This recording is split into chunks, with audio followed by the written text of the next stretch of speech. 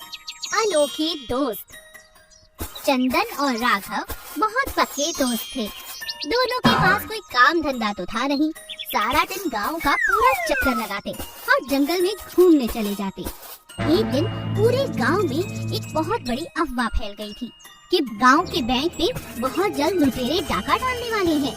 बहुत समय से गांव में डकैती की वारदातें होती जा रही थी। ये बात दोनों दोस्त जानते थे। अरे यार, ये कौन डकैत है? कमाते धमाते नहीं, आसानी से पैसा चोरी करते हैं और जीवन व्यतीत करते हैं। मगर ये गलत बात है यार। ऐसे लोगों की मेहनत का पैसा ले लेना कोई अच्छी बात नहीं।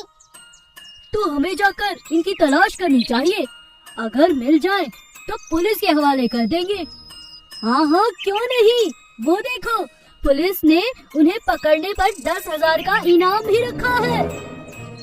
दोनों दोस्त इनाम की राशि पाने के लिए अब बहुत मेहनत करते हैं। वो चाहते हैं कि उनके गांव में ये बैंक लूटा भी न जाए और लुटेरे पकड़े जाएं। दोनों दिन रात लुटेरों की खोज कर रहे थे। अचानक तभी उनका ध्यान घोड़ों की आवाज पर गया, जो आधी रात को आ रही थी। अरे दोस्त, ये घोड़ों की आवाज कैसी? चलो पीछा करते हैं। दोनों दोस्त घोड़ों की आवाज का पीछा करते हैं और देखते हैं कि जंगल के बीचों बीच घोड़ों के ऊपर बैठे हुए डकैत किसी मजदूर से बहुत ज्यादा खुदाई करवा रहे हैं। थोड़ी देर बाद डकैत वहाँ से चले जाते हैं। दिन आने पर दोनों दोस्त वहाँ जाकर देखते हैं कि वहाँ खुदाई से सुरंग बनाने का काम चालू है। वो सुरंग सीधा उनके गांव के बैंक तक जाती है। ये बात वो पुलिस को बताते हैं और पुलिस मौका पाते ही डकैतों को पकड़ लेती है। अरे वाह, तुम दोनों ने तो बहुत अच्छा काम किया। पुलिस को सूचना देने के बाद ये 10,000 की रकम अब तुम्हारी हुई। बहुत बहुत शुक्रिया। दोनों दोस्त अब बहुत खुश थे। डकैत उनसे कहता है, हाँ, तुम दोनों की वजह से मेरा सारा प्लान खराब हो गया। मैं बाहर निकलकर तुम्हें छोड़ने वाला नहीं।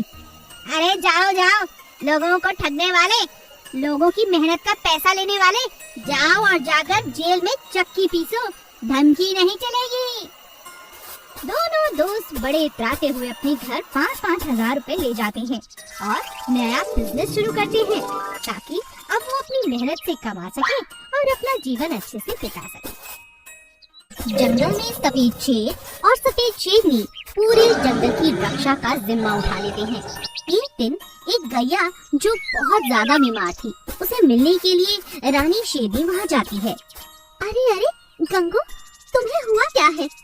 मुझे पता लगा कि तुम बहुत बीमार हो, सोचा तुमसे मिलकर रहूं। बात क्या है? तुम तो गर्भवती लग रही हो, लेकिन तुम्हारी ये टांगों में जख्म, आखिर बात क्या है? हाँ, मैं माँ बनने वाली हूँ रानी, मगर मैं अपनी बहन के घर से कल रात लौट रही थी तो रास्ते में गिर पड़ी। दोनों टांगे घायल हो गई। अब मेरा बच्चा होने ही वाला है। मुझे नहीं लगता मैं बच पाऊंगी। पूरे शरीर में अजीब तरह का दर्द हो रहा है। आप बहुत अच्छी हैं, पूरे जंगल की माँ हैं आप। मैं चाहती हूँ अगर मुझे कुछ हो जाए तो मेरे बच्चे का ख्याल आप रखें। अभी गैया बात कर ही रही थी कि अचानक वो बच्चा देते ही अपने प्राण त्याग देती है। सफेद शेरनी को बच्चे को देखते ही उससे लगाव हो जाता है। वो बच्चे को लेकर अपनी गुफा में आ जाती है। दिन रात शेरनी अब उसका ख्याल रखने लगती है। कई साल बीत जाते हैं। जब राजा शेर और रानी शेरनी बूढ़े हो जाते हैं, तब गैया का बच्चा उन्हें ही अपने माता पिता के रूप में हमेशा समझता रहता है और उनकी खूब सेवा करता है। एक दिन गैया के बच्चे को एक शेर कहता है, अरे तू राजा और रानी को अपने माता पिता समझता है? मूर्ख, तू तो गैया है। तेरी माँ गाय होनी चाहिए। ये तू गलत कर रहा है। अब तू बड़ा हो गया है, हष्ट पुष्ट बन चुका है। एक दिन ये दोनों तुझे खा जाएंगे, देख लेना। खबरदार आज के बाद ऐसी कोई बात कही। मेरे माता पिता बहुत अच्छे हैं और वो मेरे माता पिता हैं। बस मैं इतना जानता हूँ। उन्होंने बचपन से मुझे दूध पिलाया, मेरा ख्याल रखा है। मैं उन्हें अपने माता पिता नहीं, अपने भगवान की तरह समझता हूँ। वो मुझे कभी नहीं खाएंगे। अगर खाना होता तो बचपन में ही खा लेते। उनके जैसा अच्छा दुनिया में कोई नहीं है। जब ये बात सफेद शेरनी सुन लेती है तो उसके आंसू निकल आते हैं। बेटा, सच में क्या तू मुझे बहुत प्यार करता है? हाँ माँ, मैं तुमसे और पिताजी से बहुत प्यार करता हूँ। ऐसा कहते ही गैया को सफेद शेरनी गले लगा लेती है। लंबी टांगों वाली गाय और मगरमच्छ। गंगो नाम की एक लंबी टांगों वाली गाय पूरे जंगल में इकलौती थी। उसकी टांगे इतनी लंबी थी कि सभी जानवर उसकी टांगों पर ही खत्म हो जाया करते थे। हर कोई उसे देखकर उसके अद्भुत रूप से हैरान हो जाता था। गाय की आदत थी कि वो हर रोज नदी के किनारे जाकर अपनी टांगों को साफ किया करती थी, क्योंकि उसकी टांगे कीचड़ में सन जाया करती थी और हर कोई उन टांगों को हाथ लगाकर देखा करता था। इस तरह से उसका नियम बन चुका था कि हर रोज वो नदी किनारे जाती और टांगों को साफ करती। एक दिन जब वो अपनी टांगों की सफाई कर रही थी तो एक जंगली मगरमच्छ की नजर उस पर पड़ी। यहाँ तो इतने सालों से ढंग का खाना नहीं खाया। इस गाय को रोज देख देख कर सोचता हूँ क्यों ना इसका शिकार कर लूं। रोज तो यहाँ आती है। लगता है आज ये मेरी खुराक बन कर ही रहेगी। जंगली मगरमच्छ बहुत ज्यादा खूंखार था। वो गाय पर जैसे ही हमला करता है, गाय की एक टांग उसके मुंह में फंस जाती है। टांग फंसने के कारण वो लहूलुहान हो जाती है। गैया जोर जोर से चीखें मारने लगती है और रोने लगती है। अपनी टांग को बचते बचाते वो जैसे तैसे पानी से बाहर तो आ जाती है, लेकिन उसकी टांग पूरी तरह से घायल हो जाती है। ये गाय इतनी चतुर कैसे है? इसने मेरे होते हुए अपनी टांग को मुंह से निकाला कैसे? अब तो ये मुझसे बचने वाली नहीं। कराने दो इसे खाकर रहूंगा। गैया समझ जाती है कि जंगली मगरमच्छ हर रूप में उसे खाने की फिराक में घूम रहा है। समझ गई, ये हर रोज मुझे यहाँ पर मेरी टांगों को साफ करते हुए देख लेता है और मेरा शिकार करना चाहता है। पूरे जंगल में एक ही तो नदी है, जाऊं भी तो कहाँ जाऊं? लगता है कोई न कोई उपाय निकालना ही होगा। गैया बहुत समझदार थी। वो जानबूझकर कुछ कांच के टुकड़ों को अपनी टांग में फंसाकर अगले दिन नदी के पास पहुंच जाती है।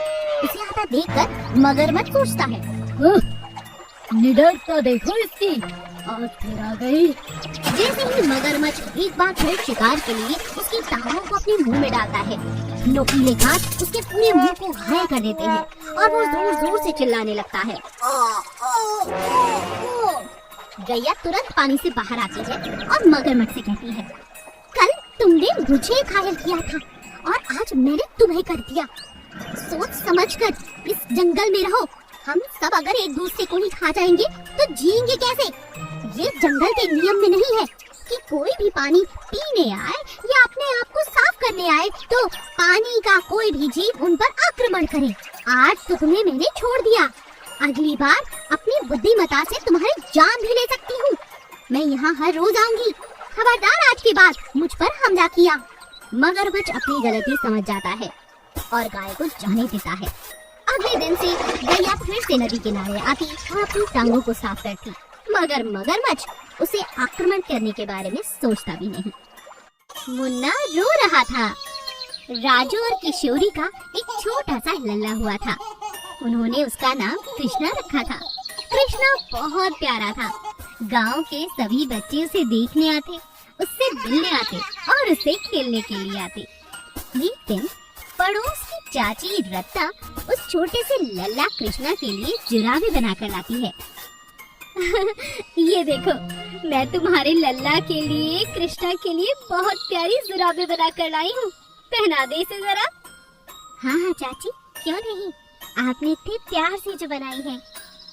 किशोरी बड़े प्यार से उन जुराबों को लल्ला को पहना देती है। चाची भी खुश हो जाती है। अरे चाची, बहुत सुंदर जुराबे बनाई हैं आपने। बैठिए, मैं आपके लिए चाय लेकर आती हूँ। किशोरी चाची को चाय पिलाती है और कुछ देर बाद चाची अपने घर लौट जाती है। शाम को जब राजू लौटकर घर आता है तो लल्ला को देखकर बहुत प्यार करता है और अपनी पत्नी को एक थैला देते हुए कहता है, अरे किशोरी, ये देखो, आज लल्ला के लिए बहुत सारे कपड़े और जुराबे लेकर आया हूँ। सर्दियाँ आने वाली है ना, अरे आप भी जुराबे ले आए। ये देखो, आज जो लल्ला ने पहना हुआ है वो तो पड़ोस वाली चाची लेकर आई थी। अरे वाह, ये तो सच में बहुत खूबसूरत है। लेकिन इस समय तो ये मेरा प्यारा लल्ला अपने पिता की लाई हुई जुराबे पहनेगा। लाओ लाओ, निकालो थैले से। राजू फटाफट नई जुराबे अपने लल्ला को पहनाकर खाना खाने बैठ जाता है। दोनों पति पत्नी आराम से खाना खा रहे थे, तभी छोटा नन्हा कृष्णा जोर जोर से रोने लगता है। अरे इतना रो क्यों रहा है जी? क्या पता, तुम फटाफट खाना खाओ और उसे सुलाओ। राजू और किशोरी पूरी रात जागते हैं, लेकिन उनका लल्ला कृष्णा चुप होने का नाम ही नहीं लेता। तभी पड़ोस की चाची आवाज सुनकर उनके घर पहुंच जाती है। अरे क्या हुआ? किशोरी, पूरी रात तेरा लल्ला रो रहा था, मेरा तो कलेजा मुंह को आ गया। बात क्या है बिटिया? पता नहीं चाची, पूरी रात रोता रहा। मैंने तो इसे दूध भी पिलाया, सुलाने की बहुत कोशिश की, मगर ये चुप ही नहीं होता। ला जरा मुझे तो दे। चाची अपनी गोद में बच्चे को लेती हैं और देखती हैं कि उसने नई जुराबें पहनी हुई हैं। चाची तुरंत उन्हें उतारती है। तभी किशोरी कहती है, अरे अरे चाची, हिम्मत उतारिए, इसके पिताजी कल रात को ही नई जुराबें लेकर आए हैं। अरे अरे कोई बात नहीं, अरे ये देख, आजकल की बाजारू जुराबों में क्या क्या लास्टिक वगैरह लगा रहता है। लल्ला की पूरी टांगे सूज गई है। हाय राम, सच में चाची, क्या ये इसीलिए रो रहा था? हाँ, चल अब थोड़ा सा तेल लगा इनके पैरों पर, तभी लल्ला को आराम आएगा। बेचारा कब से यही बात कहना चाह रहा था। राजू को अपनी गलती का बहुत एहसास होता है। चाची जाते हुए कहती है, तभी तो कहते हैं बड़े बुजुर्गों के हाथ के बने नरम नरम कपड़े अपने बच्चों को पहनाओ, उनसे उन्हें कोई दिक्कत नहीं होगी। कल मैं लल्ला के लिए और जुराबे बना कर ले आऊंगी। कोई बात नहीं, नए नए माता पिता हो, गलतियाँ तो होती ही रहती हैं। हमारे चैनल को सब्सक्राइब करो और ऐसी अच्छी अच्छी वीडियोस पाओ। अब मैं चलता हूँ यहाँ से, बाय बाय मेरे प्यारे दोस्तों।